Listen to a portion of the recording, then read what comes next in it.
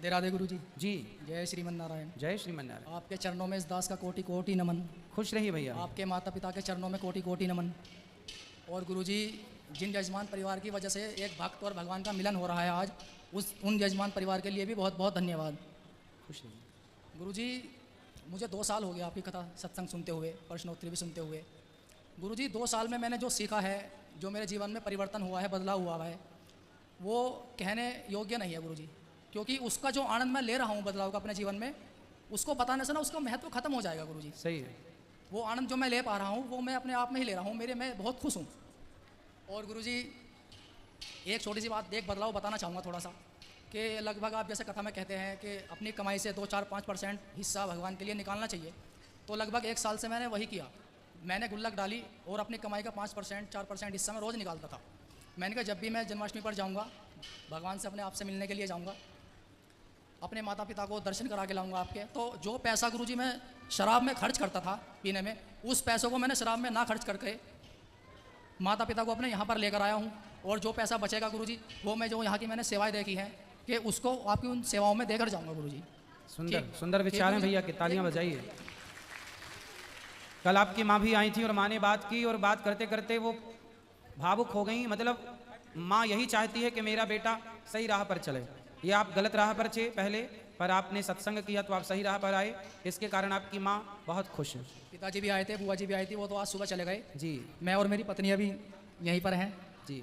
मैं इसलिए रुका हूँ कि गुरु जी, एक मिनट, कुछ मेरी समस्याएं हैं, मैं इस छोटे से पर्चे पे लिख कर लाया हूँ। बोलो बोलो। एक विनती है गुरु जी सबसे पहले आपसे, कि जब आपको लगे गुरु जी के, क्योंकि समय थोड़ा है, सभी को बात करनी होती है, जब आप कहेंगे मैं माइक रख दूंगा गुरु जी। जो गलती मैंने मेरठ में की थी गुरु जी, वो गलती ना आप बोलो, और उसके लिए प्रश्न कीजिए। उसके लिए मैं क्षमा मांगता हूँ आपसे। अब गुरु जी बात आती है प्रश्न की, कि सवाल कीजिए। मैं 1.5 साल से 2 साल से रोज सुनता हूँ, प्रश्नोत्तरी शुरू होने से पहले गुरु जी ये कहा जाता है यहाँ पर कि भगवान से जुड़ा हुआ सवाल ही करे, इधर उधर के सवाल ना करे। अब गुरु जी आपसे मेरा सवाल ये है कि क्या इस छोटी सी मनुष्य बुद्धि से क्या उस परमात्मा का, उस ईश्वर का पार पाना संभव है? इसलिए तो कहते हैं, अभी क्या बोला गया कि वही जान सकता है, वही पार पा सकता है जिसे वो खुद जनाना चाहेंगे। वो जना देंगे तो आप जान जाओगे।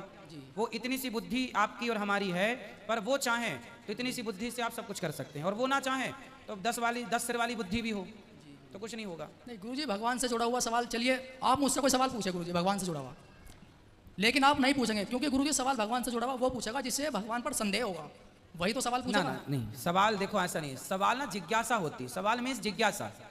किसी को भगवान पर संदेह, कोई होगा नास्तिक जो संदेह भी रखता होगा, लेकिन लोगों की जिज्ञासा। भागवत जी में क्या है, सुखदेव भगवान ने राजा परीक्षित के सवालों का ही तो उत्तर दिया है। भागवत जी में परीक्षित जी ने सवाल किया, सुखदेव भगवान ने समाधान दिया।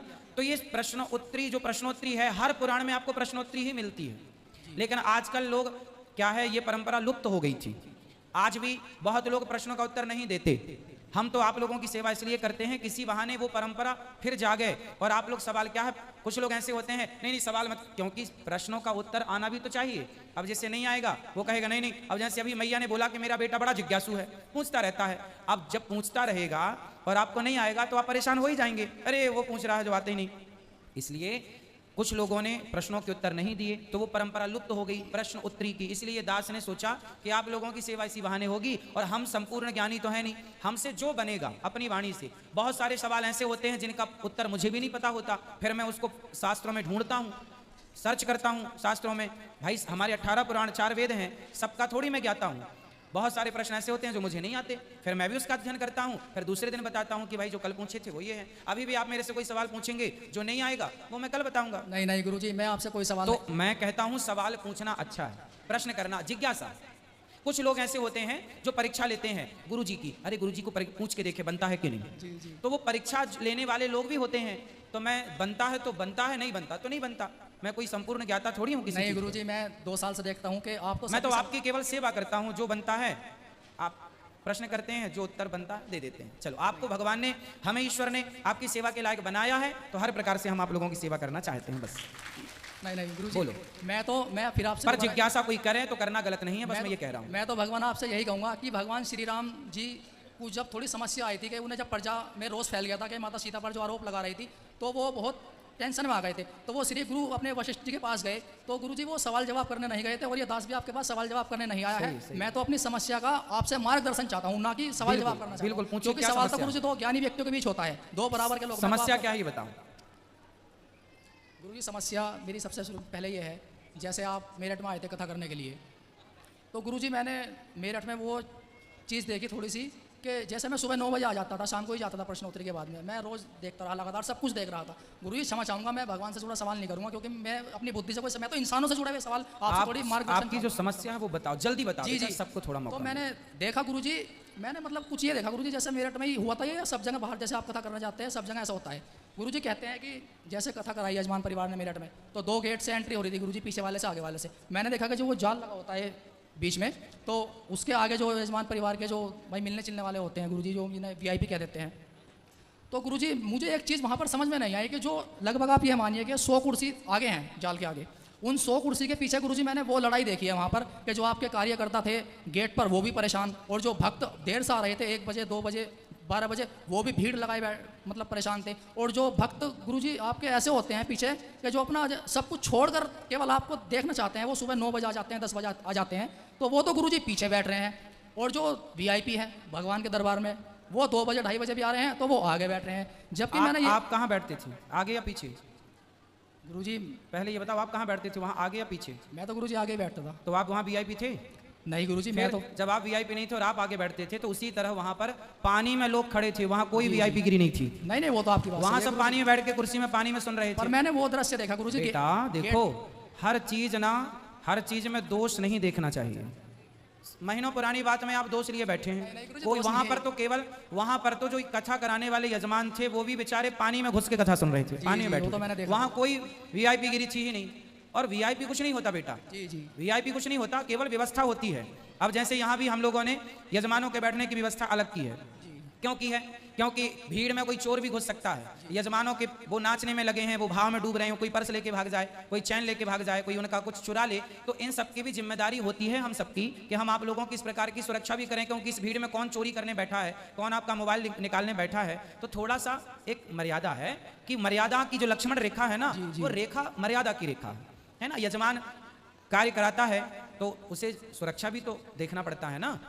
घर में सब प्रकार के, अब बहन बेटियां बैठी हैं और यदि मर्यादा की लकीर नहीं होगी तो कोई शराबी आके कोई बहन बेटी के बगल में बैठ जाए और वहीं नाटक नौटंकी करने लग जाए, तो कौन जिम्मेदार होगा? तो आप देखो बेटा, हर चीज में दोष नहीं होना देखना चाहिए, दोष देखना अच्छा नहीं होता। आप यहाँ बैठे देखो, यहाँ भी बैरिकेटिंग लगी है, यहाँ कोई VIP नहीं, देखो आप भी वहाँ बैठे हैं जहाँ यजमान बैठते हैं, यहाँ कोई VIP नहीं, लेकिन फिर भी एक व्यवस्था तो बनानी पड़ेगी आपको। आप भी जब कथा कराएंगे अपने घर में तो आपको भी एक व्यवस्था बनानी पड़ेगी, वो व्यवस्था होती है, कोई VIP गिरी नहीं होती। वो तो मैं जानता हूँ गुरुजी के कुछ। तो फिर क्यों प्रश्न कर रहे हो जब जानते हो? तो जो कराते हैं ना गुरुजी उनको टाइम भी नहीं होता है, लेकिन जो उनके जब जानते हो तो फिर प्रश्न क्यों कर रहे हो ऐसे? फिर ये सवाल क्यों? ये सवाल नहीं है, इसे बोलते हैं चतुराई। नहीं गुरुजी क्षमा चाहूंगा गुरुजी, ये चतुराई है। नहीं गुरुजी ऐसा नहीं है। अब बोलो दूसरा, ये आप कह रहे हैं हम कोई समस्या, ये आपकी समस्या थोड़ी है। नहीं गुरुजी, जो मैंने देखा मैंने वही आपसे। आप तो बहुत कुछ देखते हैं बेटा, लेकिन ये कोई बातें नहीं होती। आदमी व्यवस्था बनाता है, बिना व्यवस्था के कुछ नहीं होता, समझो। आप कभी सत्यनारायण भगवान की कथा कराओगे तो आपको व्यवस्था बनानी पड़ेगी। स्त्रियां यहाँ बैठेंगी, पुरुष यहाँ बैठेंगे, आपके रिश्तेदार यहाँ बैठेंगे, क्यों जी? सबकी व्यवस्था ना बनानी पड़े। आप अपने रिश्तेदारों को पब्लिक के बीच में नहीं बिठा सकते, घर की बहन बेटियों को सबके बीच में नहीं बिठा सकते। जब आप आयोजन करता है तो आप थोड़ा सा अलग व्यवस्था खुद करेंगे। तो व्यवस्थाएं हैं बेटा, उस व्यवस्था को आप ये ना मानो कि VIP है, कोई VIP नहीं होता। मेरठ में तो सारे लोग, पानी में कुर्सियां लगी थी, जहां बैठे थे पानी, कुर्सियों के ऊपर पानी आ गया था। मतलब यहाँ बैठे गुरुजी, मैंने खुद 7 दिन तक पानी में बैठे, लेकिन उसमें भी आपको दोष दिखाई पड़ रहा है। नहीं गुरुजी, मुझे कोई दोष नहीं दिखाई दे रहा। मुझे तो ये लगा 7वें दिन तो मैं खुद ड्यूटी पे था, मतलब गेट पे मुझे भी लगा दिया था उन्होंने, आपके मतलब जो कार्यकर्ताओं ने। मैंने जो देखा यजमान परिवार के जो थे वो भी मतलब भीड़ में ऐसे आ रहे थे। क्या होता है, बाहर की कक्षाओं में भीड़ इतनी हो जाती है, कई बार के गेट बंद करने पड़ते हैं, क्योंकि यदि गेट बंद नहीं करेंगे तो एक के ऊपर एक गिर करके किसी की प्रकार की अनहोनी हो जाए। तो देखो सब व्यवस्थाएं बनाने, आप यहाँ पे हजारों लोग बैठे आनंद ले रहे हैं, लाखों लोग बैठे आनंद ले रहे हैं, लेकिन जरा सा किसी को कुछ हो जाएगा तो आप अच्छाई कुछ ना देखेंगे, केवल उस बुराई को लेके हाईलाइट हो जाएगी कि वहां गए तो ऐसा हो गया। इसलिए व्यवस्थाएं बनानी पड़ती हैं, अच्छाई कोई ना देखेगा। मैं सारी कथा में अच्छी अच्छी बातें सुनाऊं, अच्छी अच्छी ज्ञान की बातें कहूं, कोई ना सुनेगा, पर जरा सा वाणी से कुछ फिसल जाए, मैं कुछ बोलना चाहूं, कुछ निकल जाए तो लोग उसको काट के, देखो अनिरुद्धाचार्य जी ने ऐसा कह दिया, ये कह दिया। तो वही होता है, 1 लाख अच्छाई आपकी ना देखी जाएगी, एक बुराई, क्योंकि जमाना अच्छाई देखने नहीं बैठा, बुराई देखने बैठा है। अब आप भी मेरठ की बात यहाँ लेके आए तो अच्छाई लेके थोड़ी आए हैं, ये भी बुराई की बात लेके आए। नहीं नहीं गुरुजी, मैं तो कोई बुराई की बात कर ही नहीं रहा हूँ गुरुजी। बेटा चलो कोई दूसरी बात करो। गुरुजी मैं आपसे बहुत प्रेम करता हूँ गुरुजी। प्रेम करते हो जी। तो इसलिए मैं बोल रहा हूँ बेटा कि दोष मत देखो। इस संसार में ऐसा ना कोई स्त्री है, ना कोई पुरुष है, ना कोई बच्चा है, ना कोई बूढ़ा। इस संसार में ऐसा कोई नहीं है जिसके अंदर कोई ना कोई दोष ना हो और कोई ना कोई गुण ना हो। जी गुरुजी। अब देखना हमें है कि हम, अब मैं आपके अंदर 1 लाख अच्छाई है और आपके अंदर 1 लाख बुराई है। अब वो मेरे पर निर्भर करता है कि मैं आपकी अच्छाई देखूं या मैं आपकी बुराई देखूं। स्वाभाविक है, आप यहाँ भी बुराई देखना शुरू करेंगे ना तो यहाँ भी आपको बहुत सारी बुराई गुरुजी नजर यहाँ की तो अच्छा है कि आप पूछे मत गुरुजी, जब से मुझे आज चौथा दिन है। नहीं मैंने बेटा, मैं खाना तो केवल आपके लिए बोल रहा हूँ। हमेशा बेटा आप अच्छे हो, इसलिए मैं बोल रहा हूँ कि हमेशा अच्छाई पर नजर रखो। गौरी गोपाल रसोई के अतिरिक्त और मैंने यदि खाना कहीं नहीं यदि खाया कहीं गुरुजी। बुराई लगे आपको तो आप स्वयं उसे ठीक करो, कार्यकर्ता बनके। जी जी सही कह रहे हैं आप गुरुजी। कथा में आप एक चीज़ और बताते हैं कि इंसान को जो है संसार के लोगों से प्रेम नहीं करना चाहिए सिवाय भगवान के। ठीक है, सही कहते हैं आप। लेकिन गुरुजी उन संसार के लोगों में आप भी आ जाते हैं गुरुजी। हाँ क्योंकि मैंने संसार में जो प्यार किया है, प्रेम किया है, वो केवल आपसे किया है भगवान। ये बैठी मेरी पत्नी, मैं इनसे भी इतना प्रेम नहीं करता हूँ गुरुजी जितना मैं आज आपसे प्रेम करता हूँ गुरुजी। अच्छा है, आपके प्रेम का आदर है, सम्मान है, लेकिन हम सब भगवान के दास हैं। जो प्रेम हमसे करते हैं आप, उस प्रेम का हम आदर करते हैं, पर वो प्रेम हमसे ना करके हम जिन श्रीमन नारायण की गाथा गाते हैं उनसे आप करो तो हम सबका नहीं, कल्याण मैं होगा। उनसे भी करता हूँ गुरुजी, बिहारी जी से बहुत प्यार करता हूँ, लेकिन मैं तो बिहारी जी के रूप में आपको ही देखता हूँ। अच्छा, और फिर गुरुजी आपका प्रेम भगवान से है तो वो जी। सबसे श्रेष्ठ। सबसे पहले आप क्या आते हैं गुरु, जैसे आप व्हाट्सएप के जरिए, यूट्यूब के जरिए, टीवी के जरिए आप एक भक्त के दिल में उतरते हैं गुरुजी। फिर आपसे एक भक्त को इतना लगाव हो जाता है कि धीरे धीरे आप उसके शहर तक कथा करने, अपना दर्शन देने खुद चल कर आ जाते हैं। तो गुरुजी जो मैंने अपने जीवन में 7 दिन जिए, वो सबसे आनंदित 7 दिन वही जिए जब आप मेरठ में आए थे। लेकिन गुरुजी आपसे मिलने के बाद में और आप मुझे ऐसे छोड़कर चले गए गुरुजी वहाँ से, और हद तो तब हो जाती है गुरुजी जब कथा करने आप आते हैं 7वें दिन और बाद में ये कहते हैं कि मिलन आज तक था हमारा तुम्हारा। ये तो ऐसी बात हो गई गुरुजी जैसे जले पे नमक छिड़क दिया हो गुरुजी। एक भक्त आपसे इतना प्रेम कर रहा है और आप कह के जा रहे हो कि मिलन आज तक था हमारा तुम्हारा। बिल्कुल, वो वहाँ पर कुछ लोग ऐसे होते हैं जहाँ जाते हैं कि वो अत्यधिक वृद्ध होते हैं, तो वहाँ अब उनसे कभी मिलना दोबारा हो ना हो, इसलिए उनको कह देते हैं कि भाई आज तक मिलन है, जितना कथा का आनंद लेना है आज तक ले लो, अब दोबारा पता नहीं। और बाद में ये भी कहते हैं कि भगवान चाहेंगे तो दोबारा भी मिलेंगे। आगे की लाइन में ये भी है।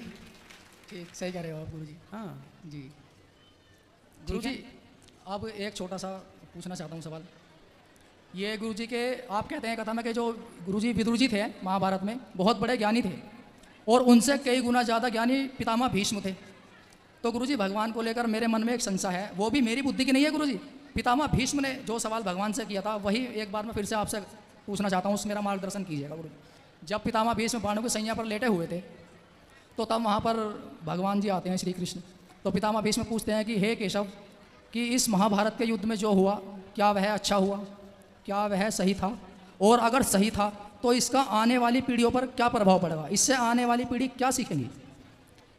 तो गुरुजी इस दास का मार्गदर्शन कीजिए। बताए ये तो पितामह कथा में भीष्म, कई बार बताए ये कि मेरी बुद्धि का सवाल नहीं है। बताए कई बार हम कि महाभारत से आप क्या सीख सकते हैं। महाभारत से ये सीखो कि बाप धृतराष्ट्र जैसा ना हो, महाभारत से ये सीखो कि बेटा दुर्योधन जैसा ना हो, महाभारत से ये सीखो कि जुआ कभी नहीं खेलना, जुआ खेलोगे तो सर्वनाश होगा। कौरवों ने जुआ खेला, सर्वनाश हुआ। पांडवों से सीखो कि उन्होंने भी जुआ खेला तो 12 साल का वनवास, 1 वर्ष का अज्ञातवास हुआ। महाभारत का प्रत्येक चरित्र नहीं नहीं नहीं गुरुजी, ये नहीं। जो पितामह भीष्म ने पूछा था कि जो इसमें युद्ध में जो छल हुआ है, कि छल से जैसे गुरु द्रोणाचार्य की मृत्यु आपने आज कथा में बताया भी था गुरुजी, जरासंध को, कर्ण को, दुर्योधन को, मतलब छल से जो ये हुआ है क्या ये सही हुआ? हाँ बताए, तो आज ही तो बताए। नहीं बताए हैं गुरुजी। अधर्मी को अधर्म से मारना ही धर्म है जी। उसके लिए धर्म नहीं देखना पड़ता कि तुम्हें छाती पे ही बाण मारेंगे। आतंकवादी है तो उसे छाती पे बाण मार, गोली लगे या सिर पे गोली लगना चाहिए। अब ये थोड़ी देखें भाई तेरी छाती कहाँ है, पहले छाती दिखा, तब तक वही ठोक देगा तुम्हें। गुरुजी थोड़ा सा मैं यहाँ पर कंफ्यूज हूँ कि जब भगवान श्रीमन नारायण मेरे प्रभु श्री राम जी के रूप में आते हैं त्रेता युग में, तो वो तो गुरुजी केवल रामायण हम जब देखते हैं तो उनसे, श्री राम जी के चरित्र से हम ये सीखते हैं, वो एक मर्यादा का पाठ सिखाते हैं हमें, जीवन के मर्यादा क्या होती है।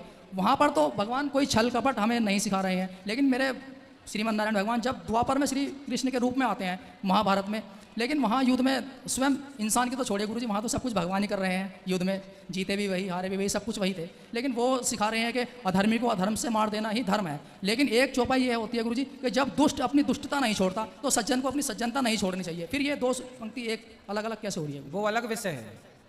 क्षत्रिय युद्ध करने खड़ा है तो क्षत्रिय का धर्म है युद्ध करना, और वो जो बात है कि दुष्ट अपनी दुष्टता नहीं छोड़ता, वो सज्जन के, वो संत के लिए है। जब आप सबको त्याग दो और संत बन जाओ, जब संत बन ही गए हो, सब त्याग दिया, तो फिर गुस्सा क्यों करते हो? फिर तो तुम्हें 2 थप्पड़ कोई मार दे तो भी भगवान का चिंतन करो। लेकिन आप धनुष लेके खड़े हैं और आपको कोई मारे और चला जाए, नहीं साहब, धनुष फिर कब काम आएगा?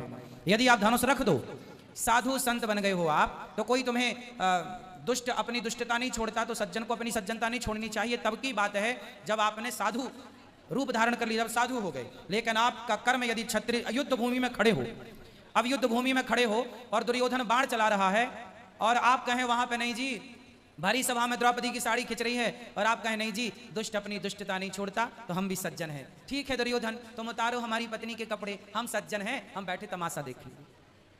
क्यों नहीं गुरुजी, यही करते ये आपके हिसाब से? नहीं गुरुजी, ऐसा नहीं है। इसका तो यही अर्थ हुआ। नहीं गुरुजी, भगवान श्री राम तो वहां पर जो सही था, अर्जुन का युद्ध करना सही था तो युद्ध किया। भगवान ने मार्गदर्शन दिया है, भगवान मार्गदर्शक हैं। भगवान ने युद्ध नहीं कराया, भगवान तो रोकने गए थे, 5 गांव दे दो शांति दूत बनके। भगवान ने थोड़ी कहा कि तुम युद्ध करो, लड़के मर जाओ। भगवान ने थोड़ी बोला था कि तुम जुआ खेल लो, जुआ वो खेलें। द्रौपदी की साड़ी भगवान ने बोला था कि तुम इसके कपड़े उतार दो, जुआ वो खेलें, द्रौपदी की साड़ी वो उतरवाएं, है ना? और फिर आप आरोप किस पे लगा रहे हैं कि भगवान छल कर रहे हैं? तो दुर्योधन ने जो छल किया द्रौपदी के साथ, आप उसे छल नहीं मानते? नहीं गुरुजी, बहुत बड़ा छल था। फिर भगवान ने तो छली को छल से मार के ठीक किया। नहीं वो आपकी मैं सहमत हूँ गुरुजी कि ठीक किया, लेकिन प्रभु श्री राम, मैं थोड़ा सा यहाँ कंफ्यूज होता हूँ कि जब रावण युद्ध करने आया था तो वो युद्ध में हार गया। भगवान है, भगवान का हर निर्णय स्वीकारनीय है। जी वो तो मुझे पता है, इसलिए फिर भगवान पर जब प्रेम भगवान से है तो फिर भगवान पे कोई किंतु परंतु नहीं होना चाहिए। और वो आप सब जानते हैं, आपको सब पता है, कथा आप सुनते हो, सब स्पष्ट है, लेकिन फिर भी आप किंतु परंतु लिए बैठे हैं। इस किंतु परंतु को त्याग दो, इससे गति नहीं है। जो सही है उसे सही मानो। भगवान कृष्ण सही है, अर्जुन सही है, दुर्योधन गलत है। अब आप उसे कह रहे हैं वो सही है, कैसे सही होगा?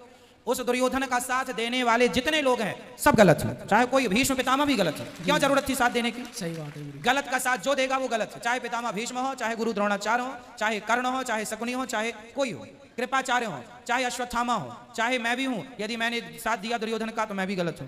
मैं भगवान का साथ दूं, मैं अर्जुन का साथ, मैं उनका साथ दूं जिनके साथ भगवान खड़े हैं। वो गलत है तो गलत को गलत कहो ना। अब आप ये कह रहे हैं कि भगवान ने छल किया, भगवान ने थोड़ी कहा था कि तुम अभिमन्यु को मार दो। यहाँ पर गुरु भगवान ये कह रहे हैं ना कि निर्मल मन जन सो मोहि भाव पावा, मोहे कपट छल छिद्र न भावा। हाँ तो भैया सुनो, सबसे सब प्रकार की बातें नहीं की जाती ना। निर्मल मन, ये बात भगवान ने किससे कहा है?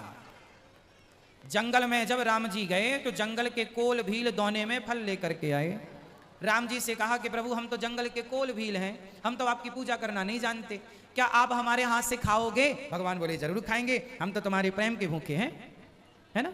तो जो आदमी जैसा है उसके साथ वैसा ना व्यवहार किया जाएगा। अब सामने वाला शरण में पड़ा है तो राम जी गले लगाएंगे, और रावण खड़ा है तलवार लिए धनुष लिए तो उसे गले ना लगाएंगे साहब। जो जैसी भाषा समझेगा उसे उस भाषा से समझाया जाएगा। जी बातों से समझे दो, बातों राम जी के पास बातें हैं कि भाई बातों से मान ले तो मैं गले बातों से मान गया। सुग्रीव विभीषण शरण में आए तो लंका का राजा बना दिया, और नहीं माना तो जला के राख कर दिया रावण को। आज तक पुतले जलते हैं। जी वो गुरुजी सही कह रहे हैं आप। मैं तो यहाँ थोड़ा सा कंफ्यूज था कि जैसे रावण निहत्था हो जाता है एक बार युद्ध में आकर के शाम के समय, तो भगवान राम कह देते हैं कि हम निहत्तों पर वार नहीं करते, वो चले जाते हैं रावण। दूसरा ये है, सबको दे दो हम मौका। ठीक है गुरुजी, बहुत बहुत धन्यवाद। खुश रहिए।